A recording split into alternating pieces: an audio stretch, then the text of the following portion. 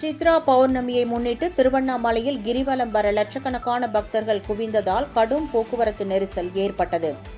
நினைக்க முக்தி தரும் திருத்தலமாக திகழும் அண்ணாமலையார் கோவில் அமைந்துள்ள திருவண்ணாமலைக்கு கார்த்திகை தீப திருவிழாவுக்கு அடுத்தபடியாக சித்திரை பௌர்ணமி அன்று 30 லட்சத்திற்கும் அதிகமான பக்தர்கள் கிரிவலம் வருவர்.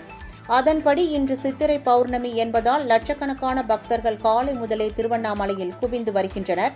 இதையொட்டி மாவட்ட நிர்வாகத்தின் சார்பில் குடிநீர், மருத்துவம், பாதுகாப்பு உள்ளிட்ட அடிப்படை வசதிகள் போர்க்கால அடிப்படையில் மேற்கொள்ளப்பட்டுள்ளது.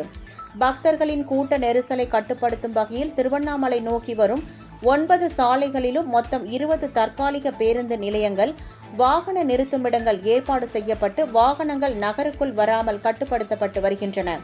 மேலும் சித்ரா பௌர்ணமியை முன்னிட்டு திருவண்ணாமலைக்கு மாநிலம் முழுவதிலும் இருந்து ஆயிரக்கணக்கான கூடுதல் சிறப்பு பேருந்துகளும் கூடுதல் ரயில்களும் இயக்கப்பட்டு வருகின்றன.